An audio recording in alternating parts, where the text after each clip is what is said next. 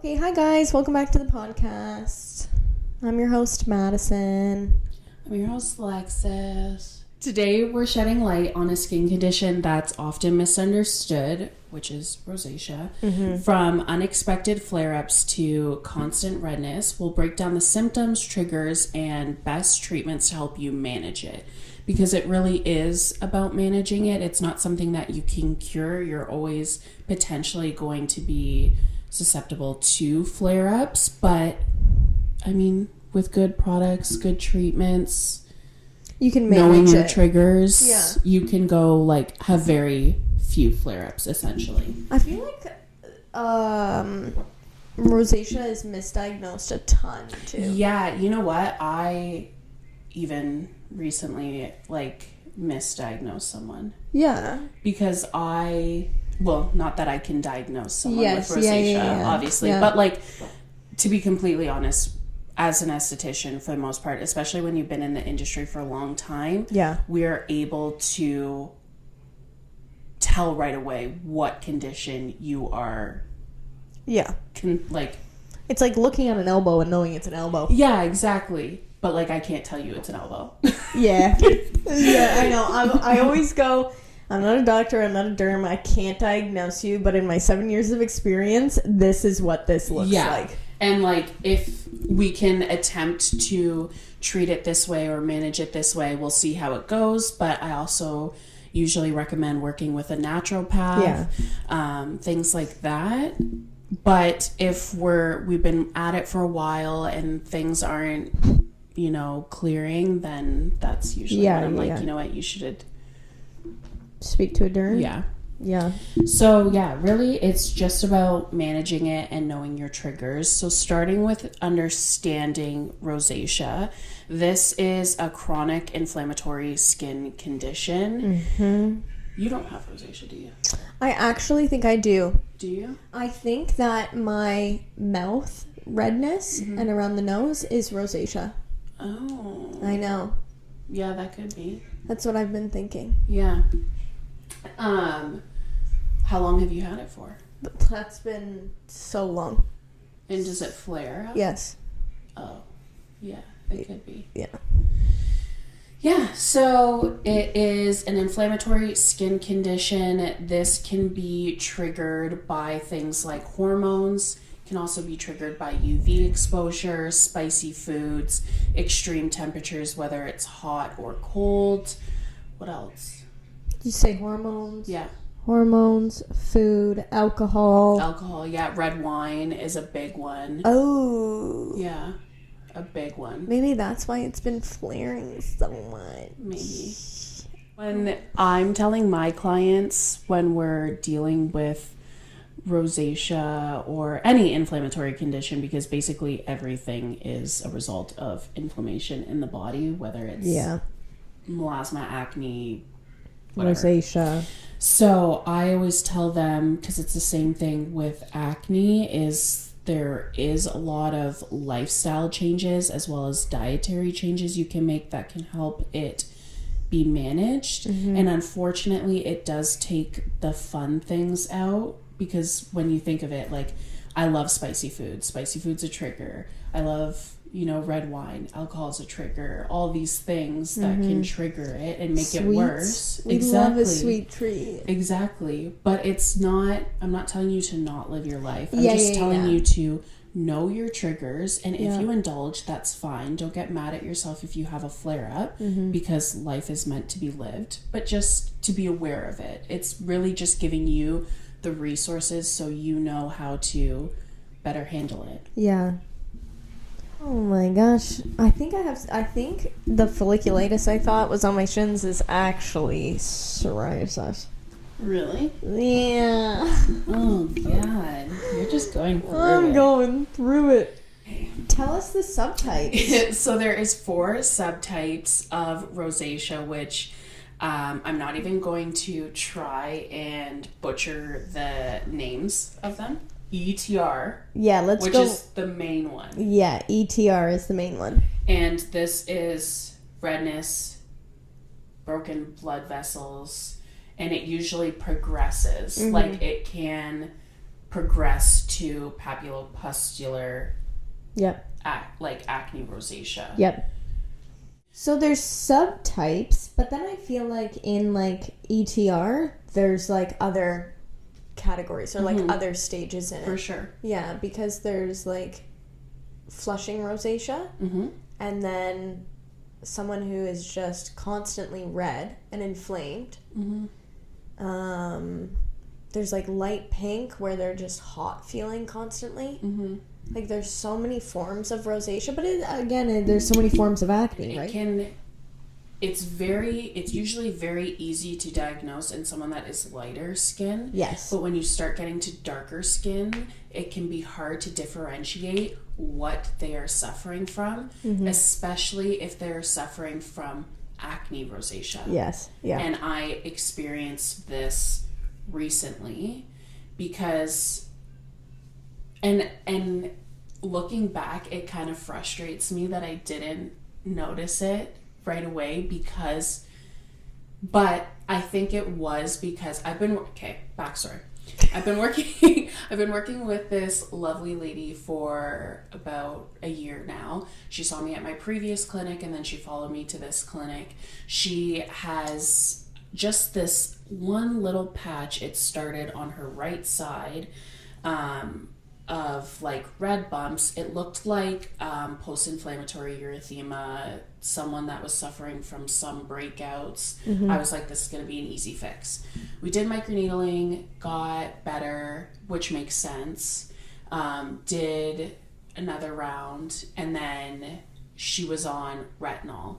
She ended up flaring up her skin just recently, and she feels like she hasn't noticed a huge change, but she recently got diagnosed with PCOS, which is a hormonal imbalance that causes things like insulin resistance and inflammation in the body. So it actually makes sense because she has been struggling with this since she was 15, but she was only recently diagnosed, and that happens a lot of times because, it's an umbrella term. Yeah. But it makes sense that she has an inflammatory condition that triggered an inflammatory condition. Outside of the skin, Yeah, so now trying to treat it as rosacea, I think we'll have much better results. Yeah. But that's the thing with working with an esthetician for things like acne or rosacea. A lot of the times it is very much trial and error. Yeah. Even if we know. Rosacea is very difficult though. It's hard.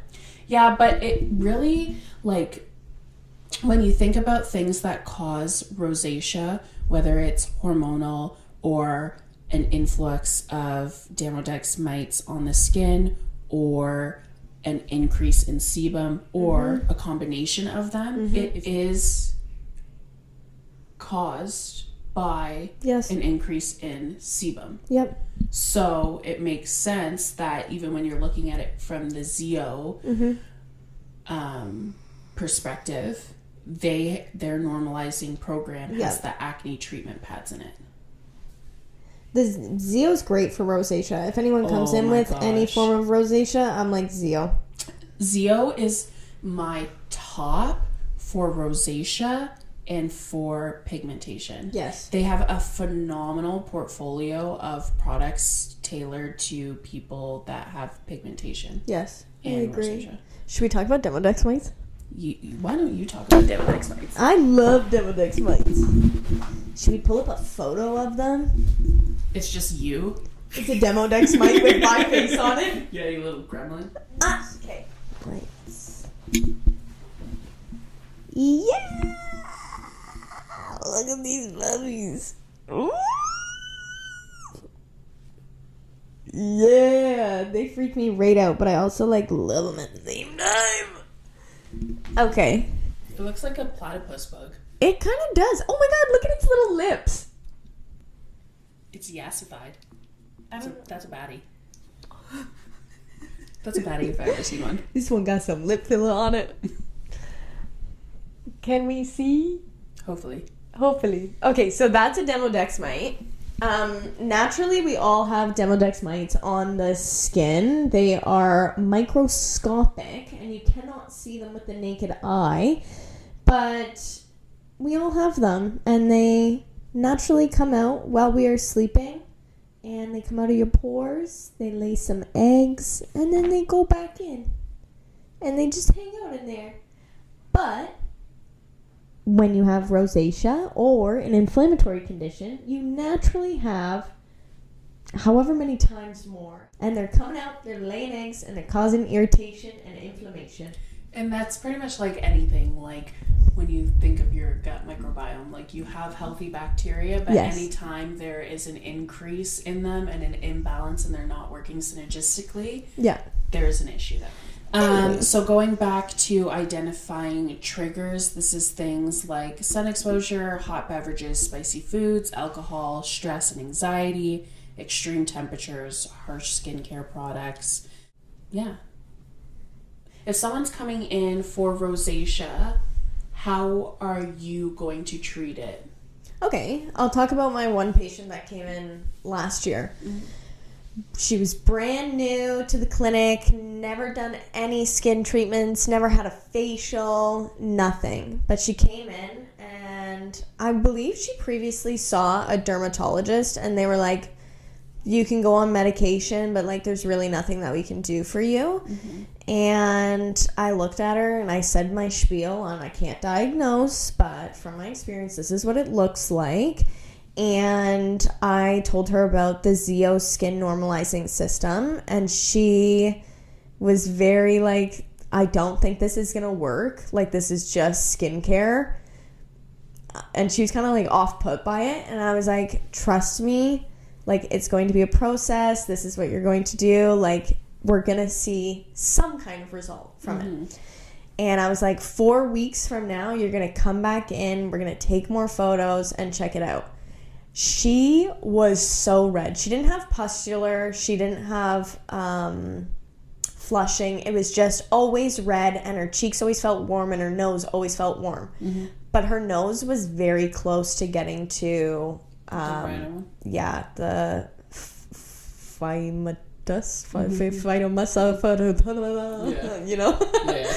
It was really close. Like, her nose was swollen and really red and irritated, and she went on the skin normalizing system from Zeo 4 weeks, and it was an insane difference. She's the one that I have on my Instagram that I like always post. Or moderate, or like which protocol? Just the normalizing system? Yeah, just the normalizing system. That's it. Dope. Yeah, and then I think she went on a Lumiere sunscreen as well.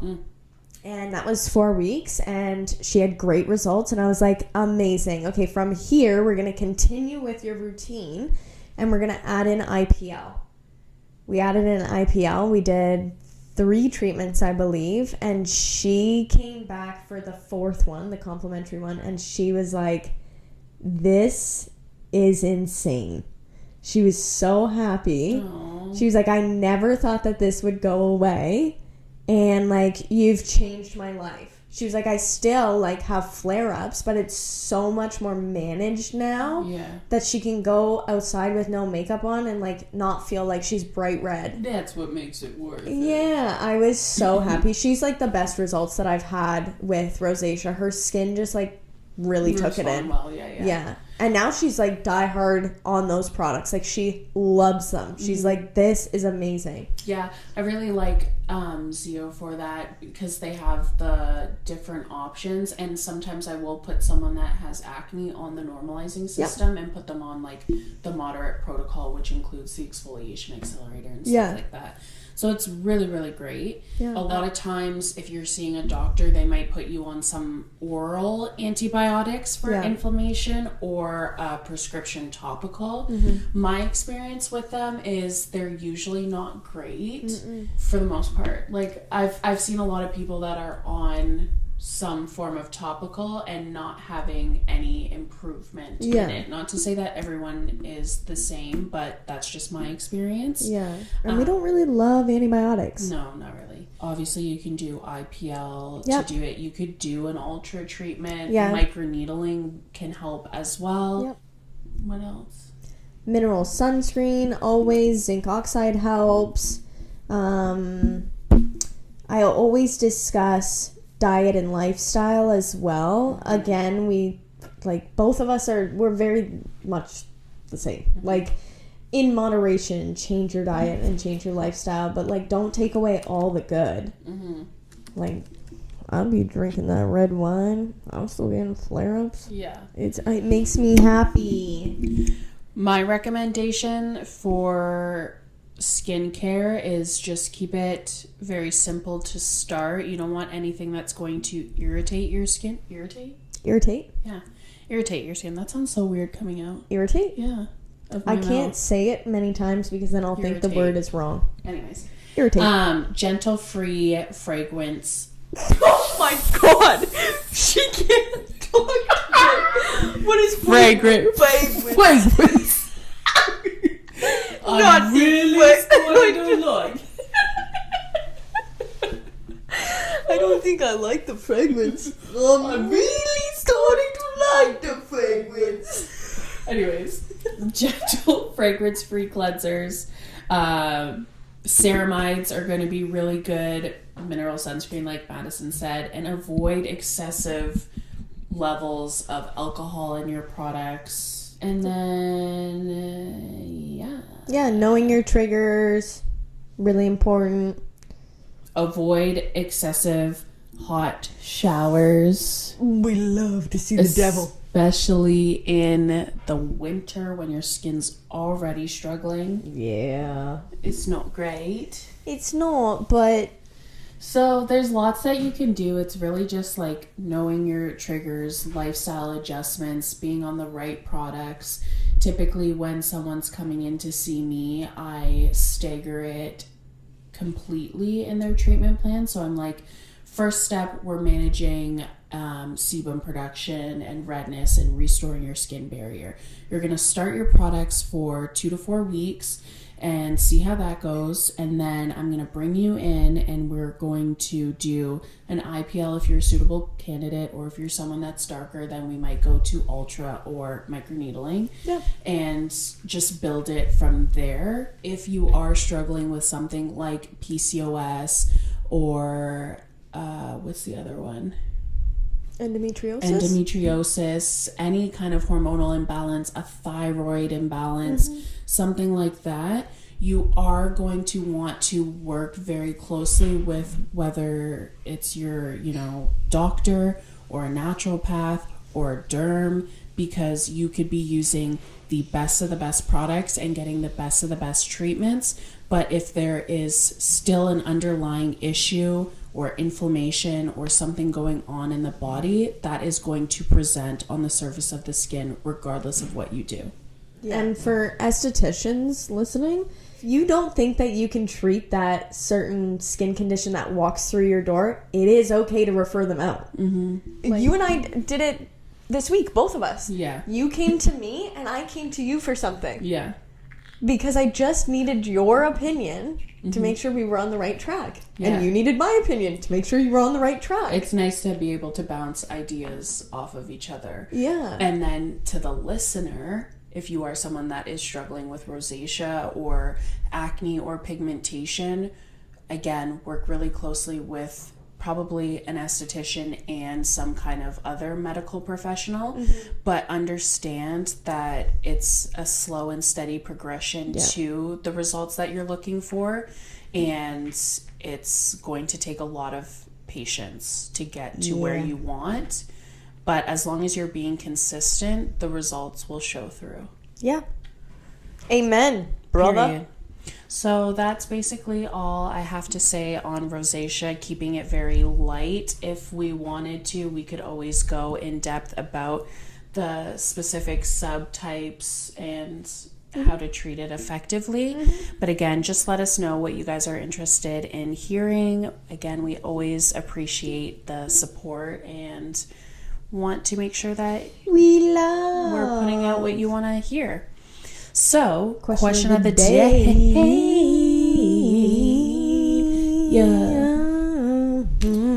If you have rosacea, what's the biggest trigger you've discovered? If not, what surprised you the most about today's episode? Red wine for Madison. And root beer. Root beer is my acne trigger, but it definitely triggers the rosacea. Hot. I turn into a lobster. I don't have rosacea, so I don't struggle with this, and Not yet. I am not surprised by anything. I was surprised that that's how you pronounce the Arrhythma telatogenic. Like, I think the thing is, I say these words separately, like well, now I can't say them. Yeah, like you say these things separately. You know what I mean? Like edema and erythema. Erythema.